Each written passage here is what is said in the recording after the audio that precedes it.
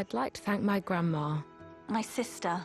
my lover, my bestie, My Westie. my mother. Thank you for reminding me to go to my cervical screening. 2 women die every day from cervical cancer. But cervical screening can prevent potentially harmful cells developing and stop cancer before it starts. So don't ignore your invite. And if you missed your last cervical screening, book an appointment with your GP practice.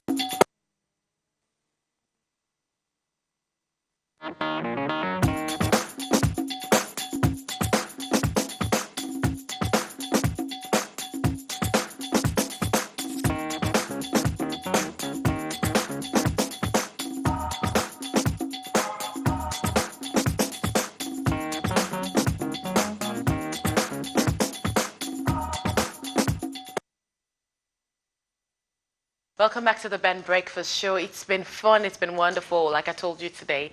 And we also have another wonderful guest in the studio. You've seen the video that we played during the commercials about the NHS and talking about cervical screening. And I noticed, I think there is a mandatory cervical screening for women. I don't know if it's over 30 in the UK. Every 3 years, you get that letter in your mail saying, oh, you're due to book your cervical screening test.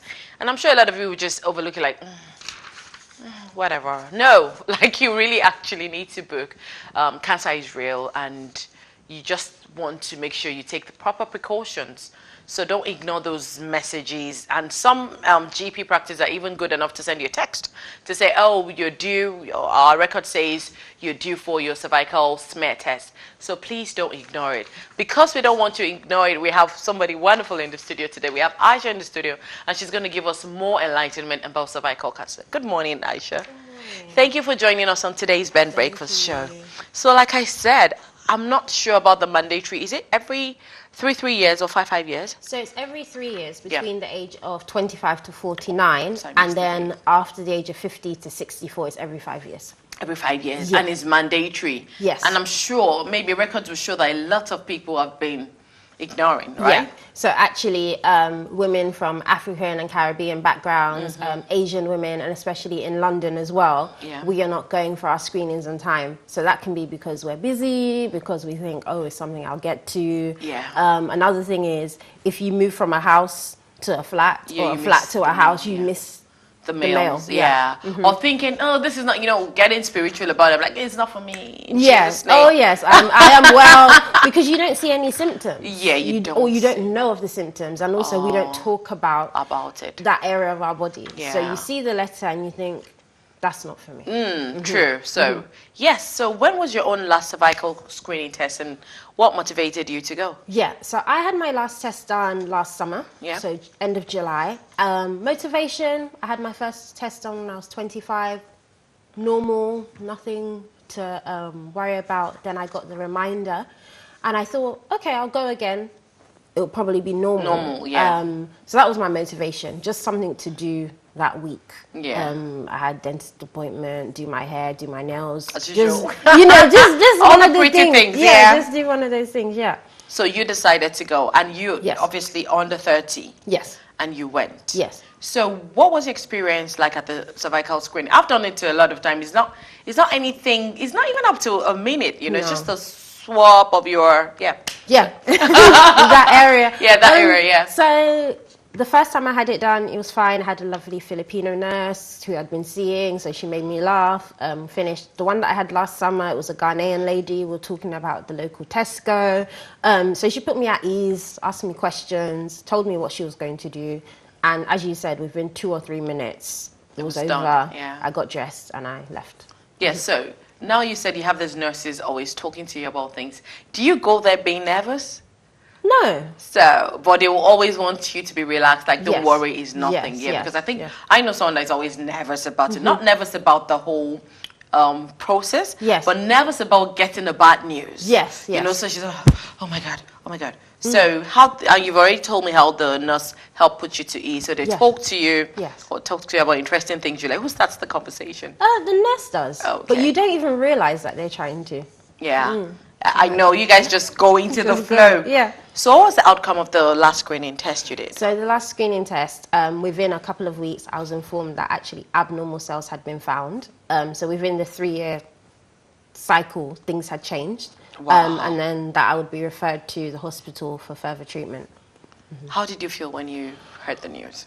I was shocked at first because I thought, Number one, you're young. Like, yeah, yes. number one, I'm young. Number two, things can change in 3 years. So I'm glad I didn't think, oh, I was fine 3 years ago. But also I was grateful because I haven't had kids yet. So I wouldn't want for things to develop, and it's only later on in life that I would feel worried. So what do you think would have happened if you've not gone for the test? Those cells would have stayed in my body and would have turned to precancerous, and probably in up to 5 to 10 years time could have turned into cancerous cells. Wow. Yeah. Wow. So what did they do? So when they called you, because even before I go into the next, I would just like to understand, like, when you hear the news that you have abnormal cells, so you get invited to the GP or the hospital? To the hospital. So you get referred on to the hospital. Yeah. So when I received the letter through, it came with a leaflet that explains next steps. So it explains to you, what does it mean? Don't worry, this isn't cancerous. What the treatment will look like, but also that the doctor will have another look, because sometimes the cells your body can clear out the abnormal cells. Yeah. So they have another test just to double check that if the cells are still there, and to see actually how severe are the cells. Exactly. How do you, when you hear like 1 in 4, you know, we spoke about that initially, like they don't really want to go to their cervical screening test. How do you feel? Like, how does it make you feel? I'm not necessarily surprised. I can understand why. Why? I can understand why. However, if we take care of ourselves, we aspire to do these creative jobs or different types of jobs, to look our best, I think it's very important that we actually look after our health, so that we can live, you know, the long, healthy, prosperous lives that our grandparents say we should. Yeah. So what would you now say to people that don't want to go? Not because, okay, so these are not the people. So we have some people that they're busy or claiming busy. We have some people that didn't get the mail. Or we have some people that don't check their mails, do you know? True, yeah. Like, I used to be like that before. Not that I don't check it, but I wait for my mails to pile up. So after 2 weeks, then I sit down. Today is mail day, and I'm shredding away. Yeah. And maybe you've missed your date. And especially, or most importantly, those people who are just scared to go. What would you like to say to them? If you are scared to go, I would say the most important thing is you can take a chaperone. You can also request, most of the times it's a female nurse. So you can take somebody with you. You can book an appointment to talk to the nurse about why you're worried. So there are different steps that the doctors take to put you at ease. Also, I would encourage anyone to just do a bit of research, go on the NHS website and just find out what the test is for, because it's the only test that can detect cancerous cells before they develop. So with other cancers, it's unfortunately when you're stage 1, stage 2, stage 3, that you then go for these tests. Yeah. True.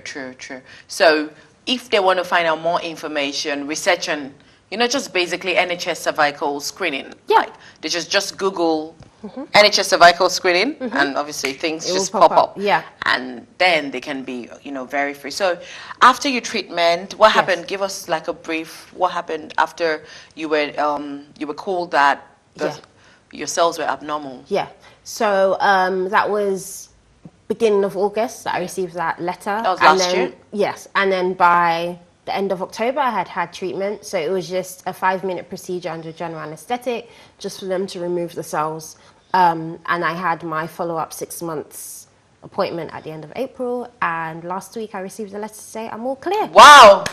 So now they'll see me in 3 years' time, and I can go and live my best life. Wow, that's the good news. That's the good. During the time you're trying to wait for the result, did you have any form of anxiety? Like, oh my God, I just have... Yeah. Tell us about that. There was a part of me that was thinking, oh gosh, I hope it comes clear. Simply because I'm quite busy and I don't like all the different doctor's appointments. However, again, I was very grateful that if anything does come up, it will be found and treated, and I can move on. So yeah. And you're here right now. Yeah. Good news, you're free. And yes, your next appointment will be in the next 3 years. Yes. So now, I really appreciate you coming to share your story, because a lot of Afro-Caribbean women, let me say, because Afro-Caribbean TV station, so ignore things like this until, like you said, it gets to stage 2. I think the cancer has actually built up in you. Then you start going for checkup. It's free. Yes. You know, like they just send you a letter. Even if you go to the GP, it doesn't take time, and it's just for your own good. So please and please and please, I'm talking to myself too. I'm due to do mine, I think this week or next week. Please, when you get the letters, don't ignore. When you get the text, don't ignore. Like Aisha said, things change within the last 3 years. You were fine, and fast forward to 3 years after. You were fine, but obviously they needed to clarify some things. So please don't ignore. She's very under 30, so don't even say, oh, I'm young, nothing is wrong with me. So imagine if you're 30 or in your 40s or in your 50s, you actually need to be at the GP's door. So please don't ignore so that we can avoid all this process on cervical cancer.